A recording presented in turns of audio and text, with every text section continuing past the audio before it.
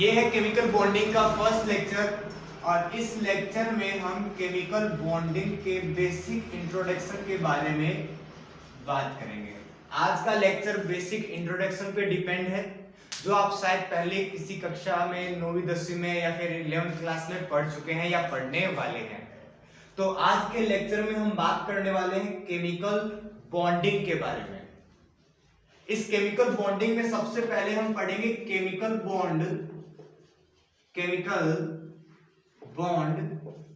क्या होते हैं, ठीक है, किसे कहते हैं केमिकल बॉन्ड। दूसरे हम पढ़ेंगे ये क्यों होते हैं, क्यों बनते हैं केमिकल बॉन्ड, क्या ऐसा रीजन है जिसमें केमिकल बॉन्ड, मतलब कौन से ऐसे वो रीजन है जिसकी वजह से किसी एटम को बॉन्ड बनाने की जरूरत पड़ती है।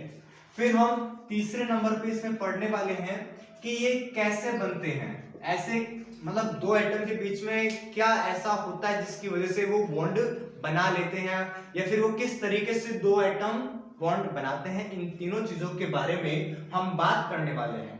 क्या, क्यों, कैसे, ये तीनों क्वेश्चन आपके दिमाग में पुटअप होने चाहिए, चाहे हम किसी भी चैप्टर के बारे में पढ़ रहे हो।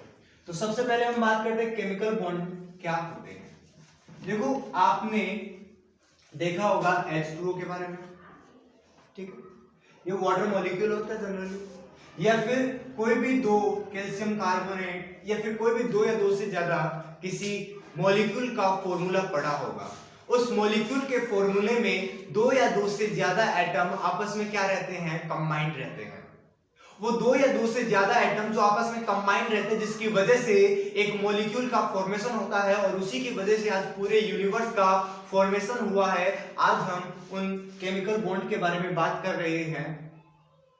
एक्चुअल में क्या है कि जब दो एटम के बीच का कोई अट्रैक्शन फोर्स होता है, दो एटम के बीच में क्या होता है, कोई अट्रैक्शन फोर्स होता है, उस अट्रैक्शन फोर्स की वजह से क्या होता है, वो आपस में जुड़े रहते हैं। कोई भी दो एटम के बीच में क्या होता है, एक अट्रैक्शन फोर्स होता है, उस फोर्स ऑफ अट्रैक्शन की वजह से दोनों एटम आपस में क्या होते हैं, जुड़े रहते हैं, ठीक है। उस अट्रैक्शन फोर्स को, जिससे दो एटम आपस में जुड़े रहते हैं, उसे हम क्या कहते हैं, केमिकल बॉन्ड कहते हैं। और उसी से आज पूरे यूनिवर्स का क्या हुआ है, फॉर्मेशन हुआ है। उसी केमिकल्स जिसमें अट्रैक्शन फोर्स होता है, उस अट्रैक्शन फोर्स की वजह से क्या हुआ, आज पूरे यूनिवर्स का फॉर्मेशन हुआ है। तो ये केमिकल बॉन्ड की डेफिनेशन हमने पढ़ ली है, शायद समझ में भी आ गया होगा। अट्रैक्शन बिटवीन टू और more than two atom by which they are attached with each other and form a molecule or a compound. This is called chemical bond. क्या होता है ये तो हमने समझ लिया। केमिकल बॉन्ड क्या होता है ये तो हमने बहुत बढ़िया तरीके से समझ लिया है। अब हम बात करते हैं केमिकल बॉन्ड क्यों बनते हैं।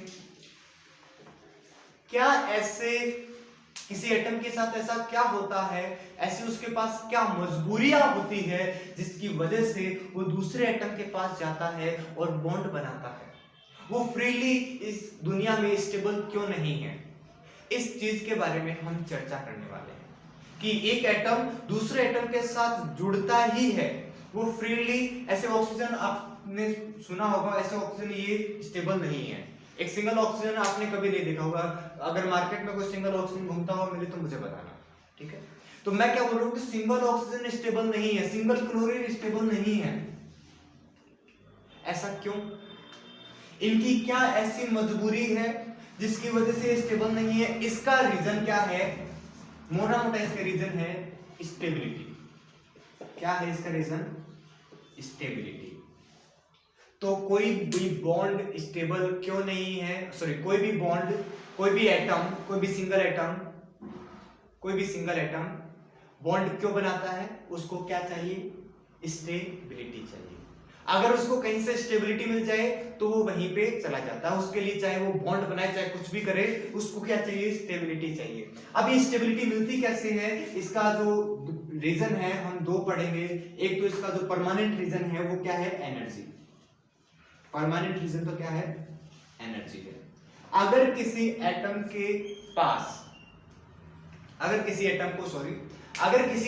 को स्टेबिलिटी चाहिए तो उसको अपनी एनर्जी को क्या करना पड़ेगा, लूज करना पड़ेगा, उसको अपनी एनर्जी को बाहर निकालना पड़ेगा, रिलीज करना होगा।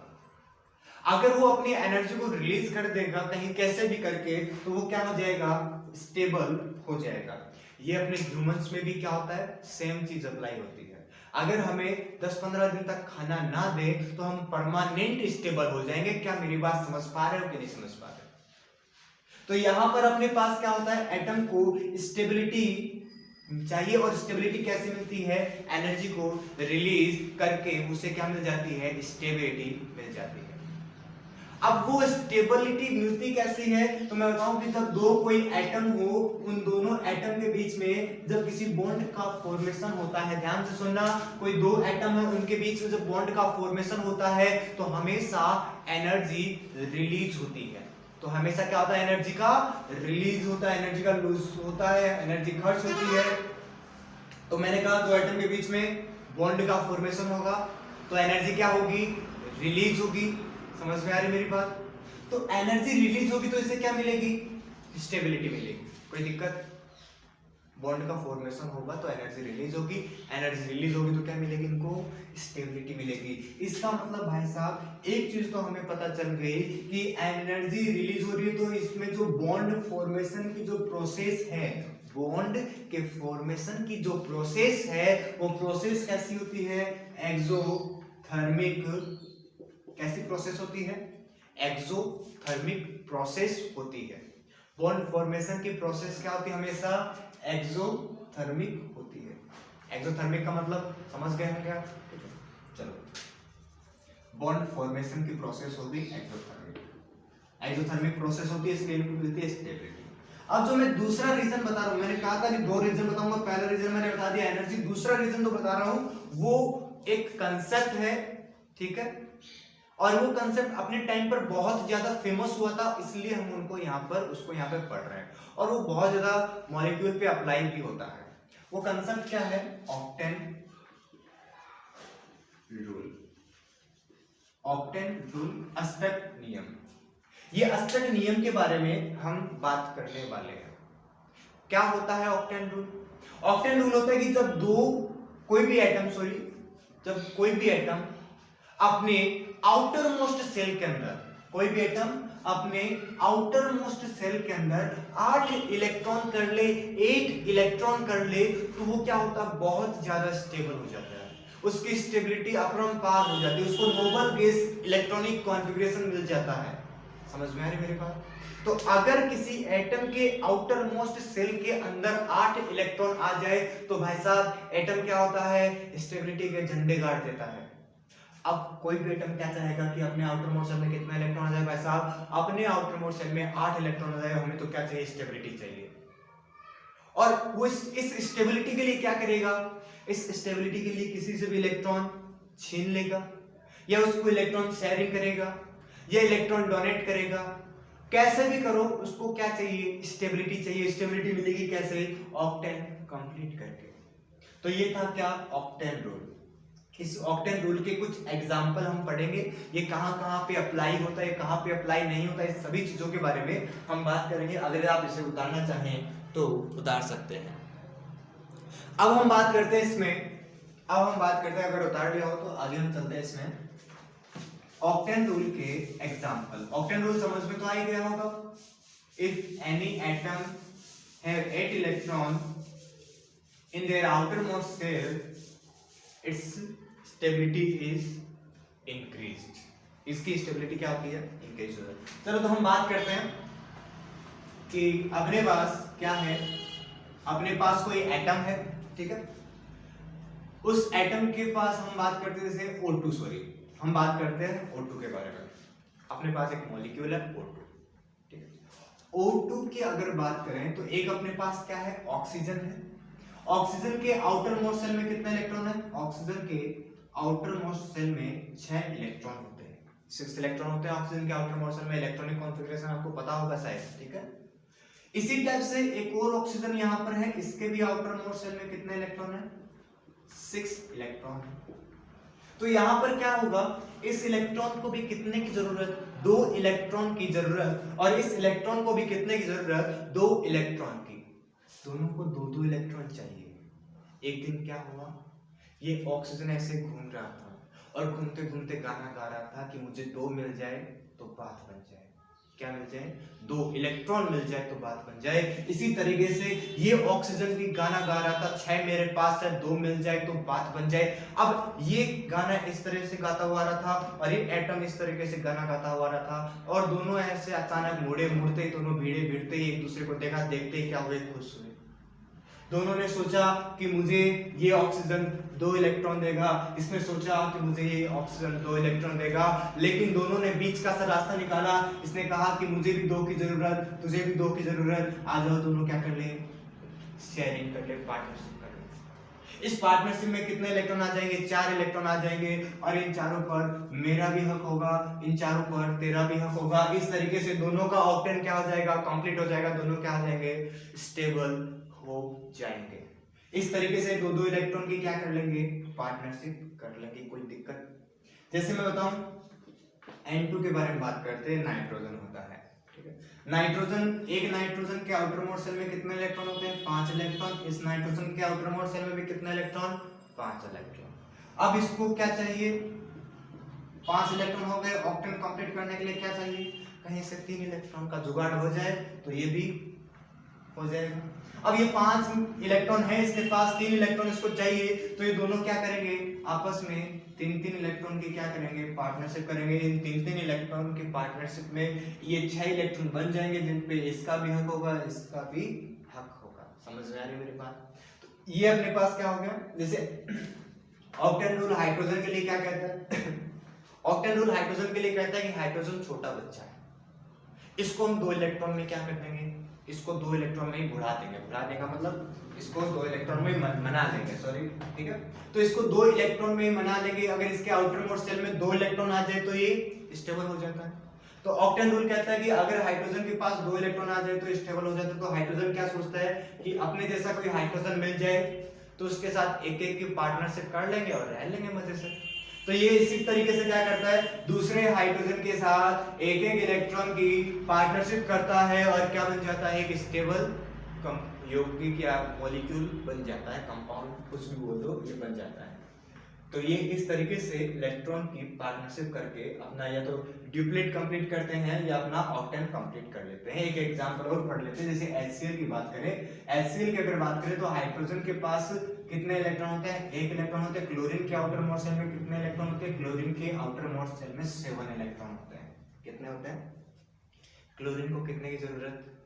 क्लोरीन को 1 की जरूरत। हाइड्रोजन को कितने की जरूरत? हाइड्रोजन को भी 1 की जरूरत। दोनों को 1-1 इलेक्ट्रॉन की जरूरत पड़ती है, तो क्या करते हैं? दोनों 1-1 की पार्टनरशिप कर लेते हैं। इस हिसाब से हाइड्रोजन का ड्यूप्लेट कंप्लीट और क्लोरीन का ऑक्टेन कंप्लीट हो जाता है, और इस तरीके से दोनों की क्या हो जाती है? स्टेबिलिटी इंक्रीज हो जाती है। मेरे हिसाब से ये चीजें आपको समझ में आ रही होगी। हम बात करते हैं एक NH3 की। NH3 क्या है? NH3 क्या है? NH3 अमोनिया है। इसमें क्या होता है? नाइट्रोजन की अगर बात करें तो नाइट्रोजन के पास कितने इलेक्ट्रॉन होते हैं? नाइट्रोजन के पास होते हैं 5 इलेक्ट्रॉन आउटर मोस्ट सेल में, और इसमें हाइड्रोजन के पास कितने इलेक्ट्रॉन होते हैं? 1 इलेक्ट्रॉन। मुझे तो एक हाइड्रोजन को कितने की जरूरत? 1 इलेक्ट्रॉन की जरूरत। अगर एक हाइड्रोजन को 1 इलेक्ट्रॉन की जरूरत है तो 3 को कितने की जरूरत होगी? 3 इलेक्ट्रॉन की। और तीनों हाइड्रोजन क्या करेंगे? तीनों हाइड्रोजन इस नाइट्रोजन के साथ क्या करेंगे? 1-1 इलेक्ट्रॉन की शेयरिंग कर लेंगे।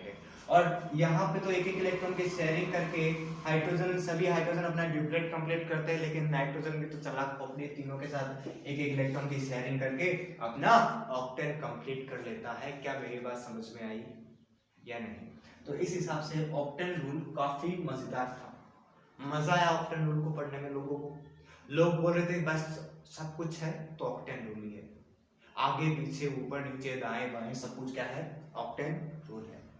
लेकिन कुछ लोगों को ये सारी बातें हजम नहीं हुई। उन्होंने सोचा यार ऑक्टेन रूल इतना कैसे हो सकता है? ऐसे थोड़ा ना होता है सार सभी इलेक्ट्रॉन को अपना ऑक्टेन ही कंप्लीट करना है। कुछ एटम, सॉरी, सभी एटम को अपना ऑक्टेन ही कंप्लीट करना है। कुछ एटम ऐसे भी होते हैं जिनमें ऑक्टेन कंप्लीट नहीं होता, जिनका ऑक्टेन कंप्लीट नहीं होता। बहुत सारे ऐसे मॉलिक्यूल हैं जिनका ऑक्टेन कंप्लीट नहीं है, जिनमें एटम का ऑक्टेन कंप्लीट नहीं है, लेकिन फिर भी वो क्या है? बहुत ज्यादा स्टेबल है। उन्हें हम कहते हैं exception exception of octane rule. तो इसके बाद अपने पास जो नया टॉपिक आएगा उसे हम कहेंगे एक्सेप्शन ऑफ ऑक्टेन रूल। तो अब हम पढ़ने वाले हैं, ये तो हमने ऑक्टेन रूल के एग्जांपल पढ़े, अब हम बात करेंगे एक्सेप्शन ऑफ ऑक्टेन रूल। अब भाई साहब ऑक्टेन रूल के थोड़े से एक्सेप्शन पढ़ लेते हैं। सबसे पहले एक्सेप्शन की अगर हम बात करें तो इसमें आता है electron deficient species. Electron deficient species, सबसे पहले हम बात करते हैं इलेक्ट्रॉन डेफिशिएंट स्पीसीज की।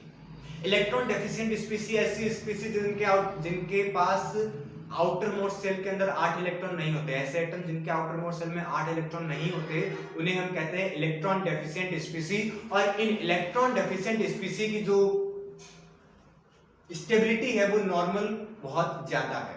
जैसे मैं एग्जांपल बताऊं आपको BCl3। यहाँ पे अगर बोरोन की अगर बात करें तो बोरोन के आउटर मोस्ट सेल में कितने इलेक्ट्रॉन होते हैं? 3 इलेक्ट्रॉन होते हैं।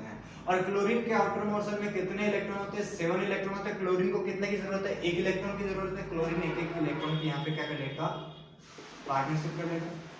अब क्लोरीन एक इलेक्ट्रॉन की पार्टनरशिप करके यहाँ पे इससे ऐसे बॉन्ड बना लेगा, अपना ऑक्टेन कंप्लीट कर लेगा, लेकिन बेचारा बोरोन रह गया। बोरोन के आउटर मोस्ट सेल में पार्टनरशिप करके भी कितने इलेक्ट्रॉन बनते हैं? 6 इलेक्ट्रॉन बनते हैं।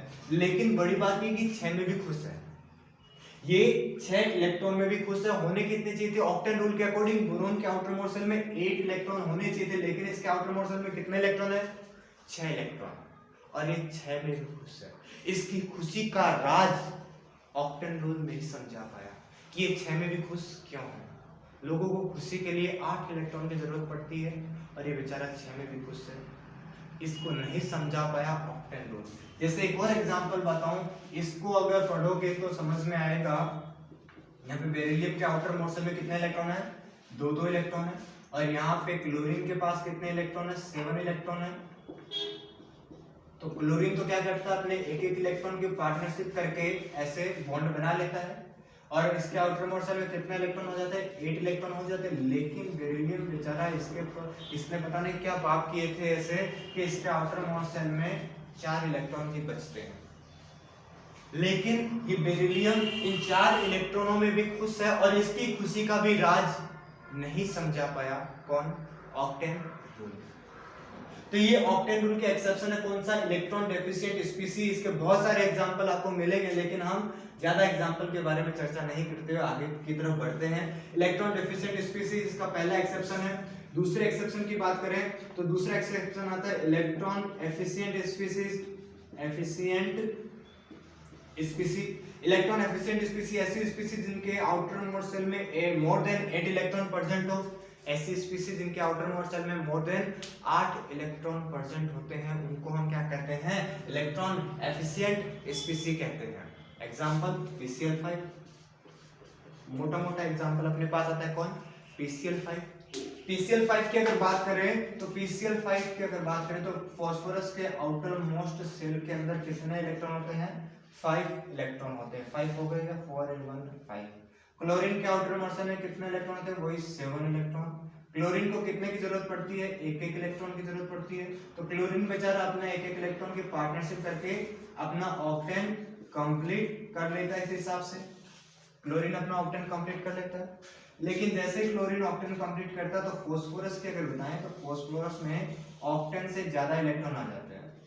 फास्फोरस के पास कितने इलेक्ट्रॉन हो जाएंगे? यहाँ पे 10 इलेक्ट्रॉन हो जाएंगे। गिन के देख लो, एक बॉन्ड में कितने, मतलब एक शेयरिंग में 2 इलेक्ट्रॉन आते हैं, तो कितने शेयरिंग हो गई यहाँ पे? 1 2 3 4 5 शेयरिंग में कितने इलेक्ट्रॉन हो गए? 10 इलेक्ट्रॉन आ गए।